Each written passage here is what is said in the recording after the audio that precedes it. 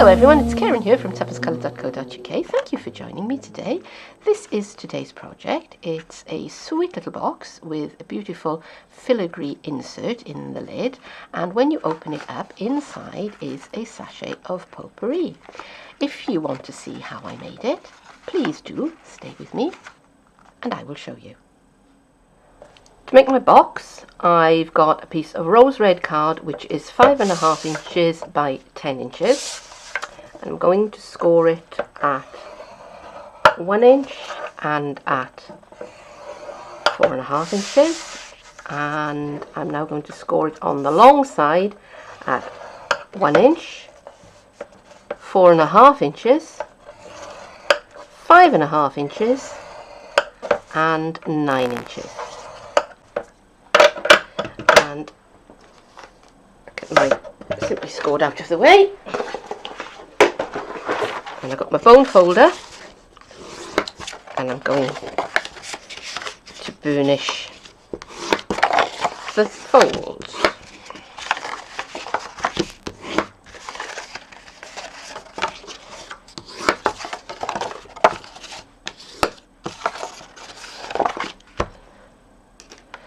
And I've got my paper snips, and I'm going to cut away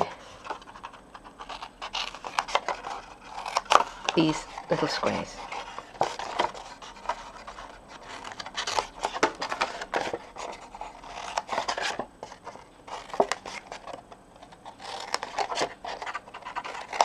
And while I'm at it, I'm just going to take a little sliver out of each corner, because it does help it to sit a little better when the box is made. Just giving them a little bit of a haircut. Don't want to take off loads, because you want to leave enough card for your box to stick well, but you do want to give it a little bit of ease room. Alright, so one last thing.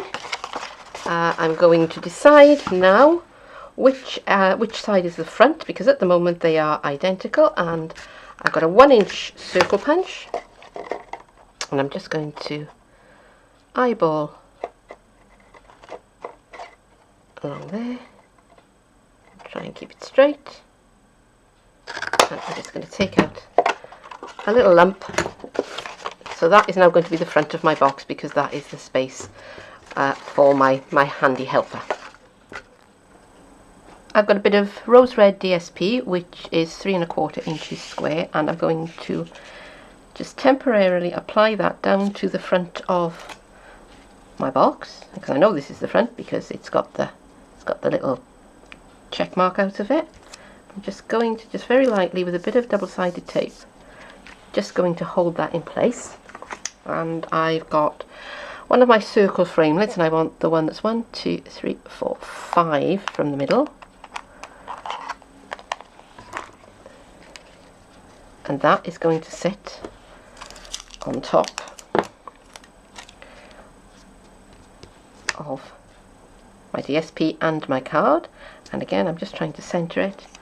And another little piece of low tack tape, and I'm going to go take that to the big shot and cut that out, and I will be back in a moment.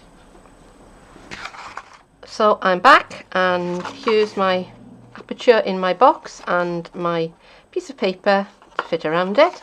Now, while I was working on the big shot, I also die cut out another piece of Blushing Bride, and I used this die set, which is our Blooming Heart die set. Now, as you can see, it is very, very intricate. So I do recommend that if you have a die that's as intricate as this, you use the precision plate. It really makes a huge difference. Which is what I did, and I got a lovely crisp die cut, and that went through my big shot once. Just one pass through. I didn't go forward and back, it was just one pass through, and it cut it beautifully, and it came out of the die really quite well. Alright, so this is going to be the filigree bit that goes in to the middle of the box, and I'm going to stick it onto my card. So I have to decide now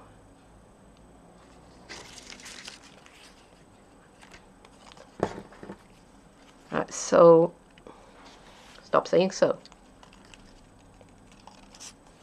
This is going to be the filigree part that goes over the aperture and will keep the potpourri in, but let the fragrance out. And I want to decide which way up I want my DSP. So do I want spots or do I want script? And I think this time I'm going to have a change, and I think I'm going to use script. So just for a second, I'll put my box on one side, and I'm going to get my silicone mat, because we all know that I am a mucky crafter, and if I can get glue anywhere I don't want it, I will do that. So I'm just putting a bead of glue around the outside of the aperture, and now I'm trying to decide how I want this to appear within the circle, and I think that's about it. And of course, as you can see, we've got bits that hang over the edge. That's not a problem, because we're just going to take our snips and we are going to cut those pieces away. And now we're going to bring the box back in, and we're going to put a bit more wet glue. I do recommend wet glue for this because it does give you a little bit of wiggle room, and you need a good stick.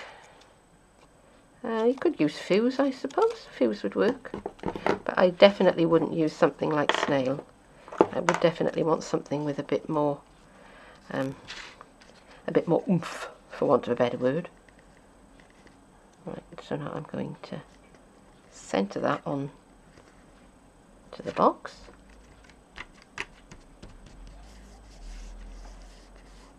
And I'm just going to press that down.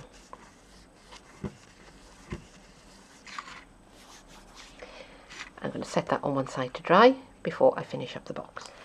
I've got a little scrap of Blushing Bride cardstock, and I'm using this stamp set, which is Groovy Love, and I'm using this sentiment from my heart, and I've already gone and put it up on my block. This is my rose red ink, which doesn't want to open. There you go.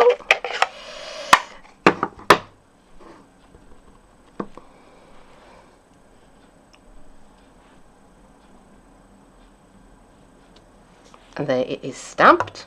Now it's a good fit for this die, which is from our Bitty Banners set. I'm just going to pop that down, and I've got a bit of low tack tape just to hold it in place until I get it to my C6, and then I'm going to go and cut that out. I want to use one of our antique brads as a closure for this box, and I discovered when I made the prototype that if I put it in place after I'd made the box, I got into all sorts of trouble, because to begin with I tended to place it too high, because I was placing it kind of in the middle of the closure, and that wasn't working for me at all. And also when I was trying to actually pierce through the box when the box was made up, that was giving me all sorts of problems as well. So I'm going to have a go at doing this while the box is collapsed. So there are the legs of my brad, and I'm just touching them up against the top of the arch there, and I'm marking it with my piercing tool. I'm just going to come down just a little bit to give myself a little bit of play. So I've got just a mark there. I haven't gone all the way through. So I'm now going to bring in my very sophisticated finger saver, and I'm holding that behind where I want to pierce, so that I know that when I go through with my piercing tool, I'm not going to stick it into my fingers. The cork is going to take the brunt. And that also acts as a saver for my piercing tool when I'm not using it. So now I'm coming in with my brad, I'm opening out the legs, and I'm not pushing them all the way down yet. And that is a great deal easier than trying to do it when you've assembled the box. I'm going to put the box together now, and I've gone ahead and put tearing tape onto the small flaps, and I'm going to begin with the base of the box. So I'm going to take off the tearing tape on that side. Now the base of the box needs to be a tiny bit smaller than the lid of the box, because otherwise you've got two things trying to occupy the same space, and that never works well. So this is a tip I came across the other day. So I'm going to bring my corners in, and I'm going to go just a little hair breadth beyond the edge. Right, so I've got a little bit there sticking out. Now I'm going to do the same on this side, and I'm just going to go just a little bit. Can you see that? Just a little bit beyond the edge. And the same thing on the back. I'm going to bring it in and go just beyond, just a hair breadth. A teeny tiny bit. And just beyond the edge.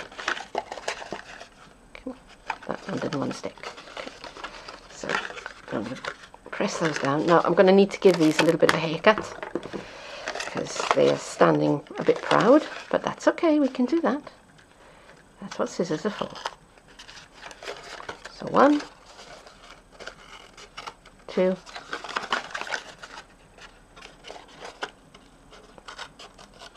3, and I'm almost cutting out. I'm cutting off the crease lines. Is what I'm doing. You know, where we scored it, I'm cutting off those score lines. So that is the base of the box. Now for the lid of the box, I'm going to take off my tearing tape.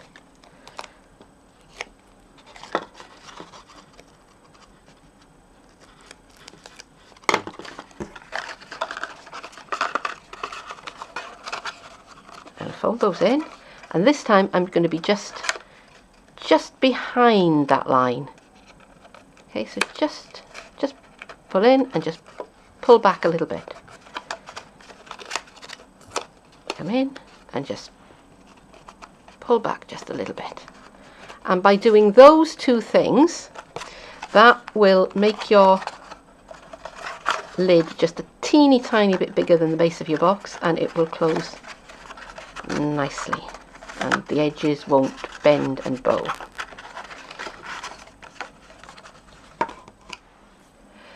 While I was cutting out the blooming heart, I also cut out some of the companion flower dies that came with it, and I'm going to use these to decorate the top of the box. And I have my mini glue dots with me, and again I could use liquid glue, but it's going to be quicker if I use the mini glue dots. Now I'm going to put the glue dot onto the back of one of the petals because the centre of the flower is open, and I don't want glue sticking out of that. I may come over the top with a pearl or a candy dot later on, but I'm not absolutely sure that I am going to do that, so I'm just going to put those put them on the petals, and that way I don't have to worry.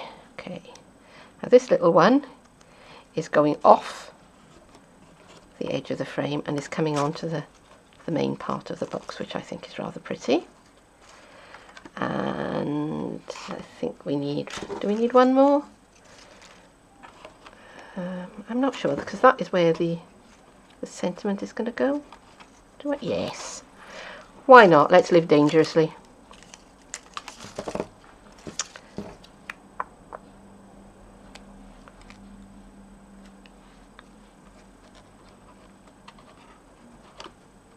Oops, where did that one come from? Alright, and I've got my From My Heart sentiment, and I think, shall I glue dot that or shall I dimensional it? Decisions. Ooh, glue dot, I think. Let's tear that away.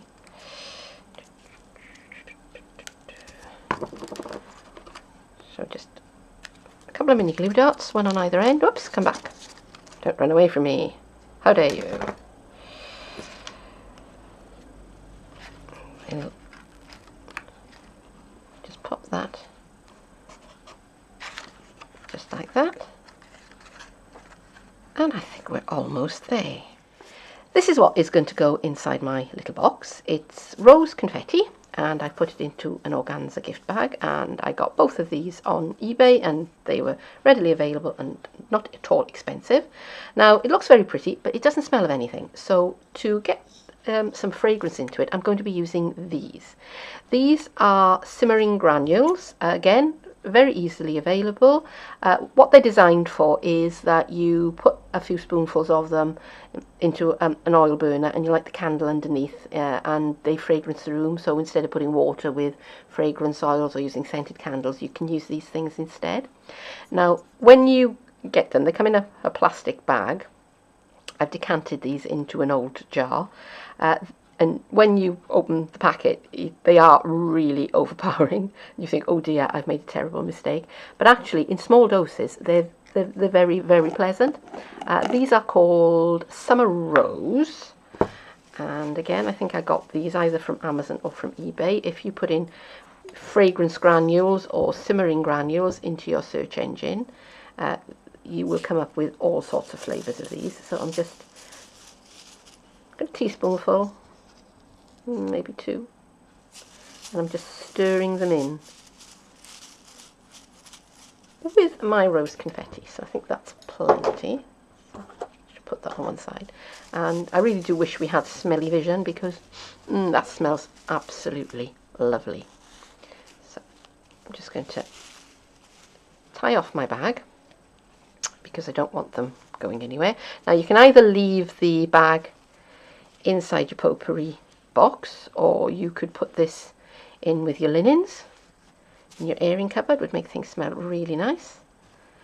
And I'm just tying a knot in that. Right, now bring my box back in, open it up.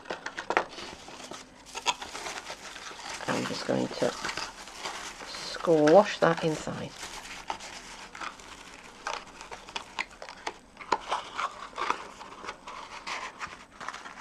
Close that down, and now I have a little potpourri box.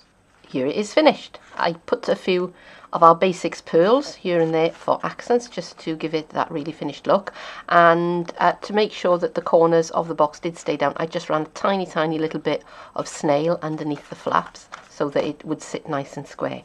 But otherwise, that is it. So I do hope that you have enjoyed this tutorial, and I would really love it if you'd leave a comment or click the like button. If you want to see more of my tutorials, then please do subscribe to my channel, because I will be posting more soon. If you want to know more, then I have a blog and I have a Facebook page, and you can get there from the links in the more information box, which is below this video. If you want to find out more about the materials I use and how to get hold of them, then you will find a link to my Stampin' Up shop as well. But just for now, thank you for watching, and I hope to see you again soon. Bye bye.